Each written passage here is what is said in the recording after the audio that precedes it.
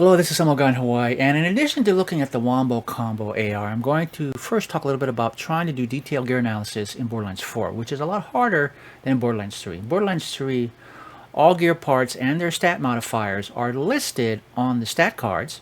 We have complete parts lists in Loot Lemon to include specific part combinations, and we can do save file editing to confirm the range of values for a given item and the number of possible variations.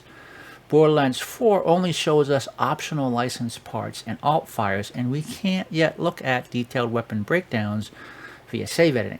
Thanks to data mines, we do have complete parts lists. However, even those don't tell us the whole story. Some parts list pluses and minuses to some stats, but not by how much.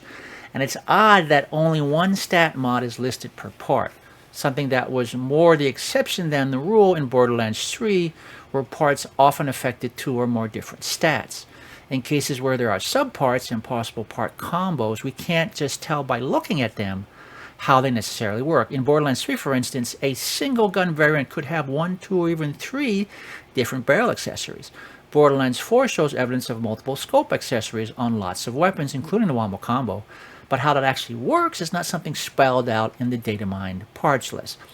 Bottom line at this point, the only way to do in-depth analysis is via trial and error, looking at lots of examples of a specific item, comparing stats, visually looking at parts and determining what does what by process of elimination.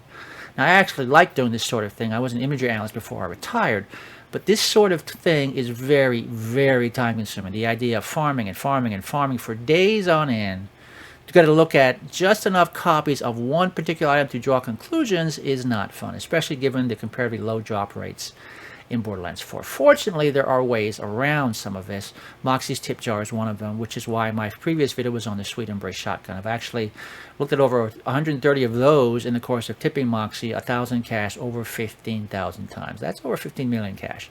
The other more varied way is Maurice's black market machine. For any given player account, the machine only has two different items that remain constant over the course of a week.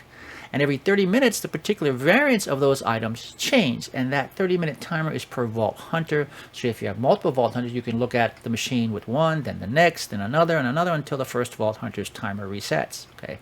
Which is how I've been able to look at around 300 different Wombo combos for this video. Now that still leaves a lot of trial and error and cross-referencing and visual comparisons, and there are still things we don't know for sure. So take a lot of what I tell you with a grain of salt. I make a point of saying a lot of this is observed data. This or that number is the highest or lowest observed damage or rate of fire, what have you. Okay, and with that in mind, if you want to cross numbers outside the ones I give, please let me know in the comments, or better yet, shoot me a clip of the item in Discord, which is linked below. Okay, so with that in mind, the Wombo Combo. The Wombo Combo is a legendary Vladoff assault rifle that drops from the Ripper Roadbird's ruined Sumplands drill site. Loot Lemon lists a base drop chance of 6% from each of the three bosses. It's higher if they're an encore boss or when on higher UVH levels. It comes in all 5 elements. There is no non-elemental variant. However, its legendary effect, Rip Rockets, makes this a top tier weapon.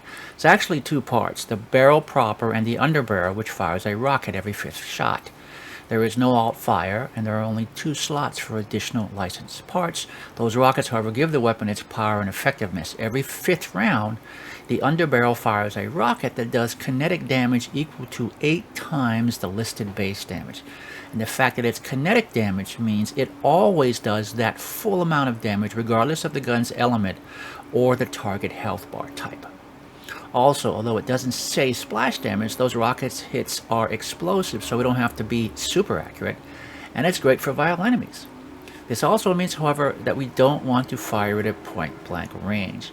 That kinetic damage is also not factored into the DPS figures. This effectively means that most of the time we probably want to prioritize highest possible damage, base damage, and then highest DPS for that base damage figure.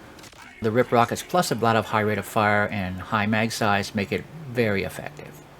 The only licensed parts I have observed on these are a Hyperion grip, a COV mag, and a Ripper mag. And the grip can spawn with any of the 4 mags, including the Ripper and COV. Grip increases accuracy with sustained fire, doesn't hurt but doesn't help all that much. The COV mag is technically unlimited in size but will overheat and cause a repair animation, which is effectively its reload.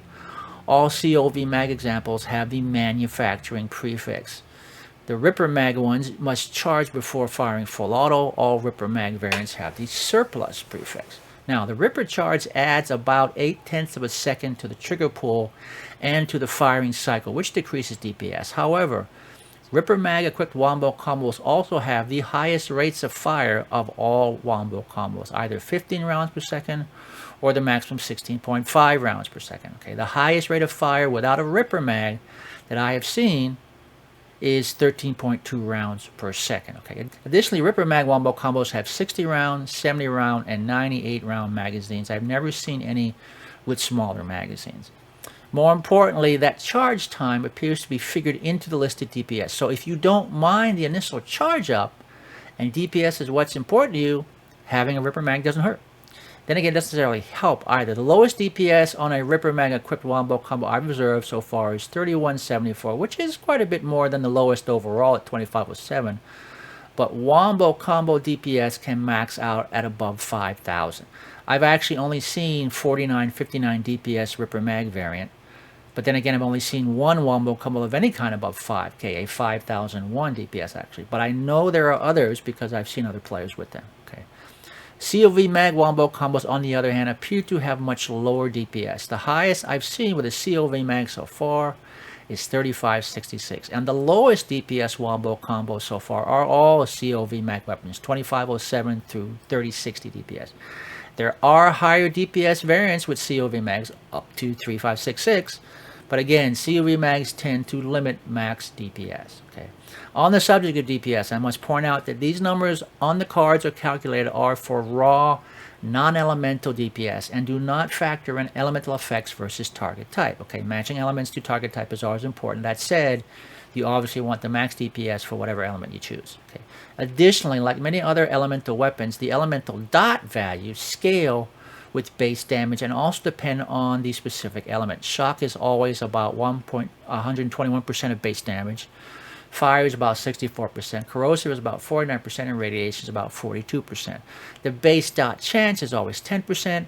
Cryo variants always have a cryo efficiency of 108%. Now, to the best of my knowledge, there are no parts, including licensed parts, that modify any of these figures. No parts that increase or decrease dot size, dot chance, or cryo efficiency.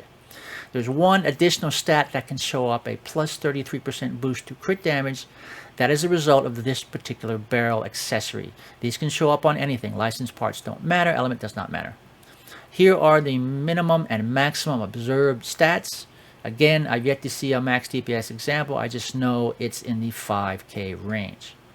Note that various combinations of different parts result in different stats, and in some cases, different part combinations can produce the same specific stat. Okay, along those lines, out of 330 Wombo combos observed, 97 had damage values of 464 and 102 had values of 521. That's roughly a third of all observed variants each. Okay, the next highest total was 579 damage with 40 examples. Every other damage value had 21 or fewer examples. Okay, max damage 636 only had 9. So getting a max damage or even a max DPS variant will tend to be difficult, even more factoring in desired elements or specific licensed parts. Okay, and that's it for the Wombo combo for now, at least until Gearbox raises the level cap. I'm hoping to put one of these out every week, but we'll see how it goes. If you like this kind of content, like, comment, subscribe, stay safe, and thanks for watching.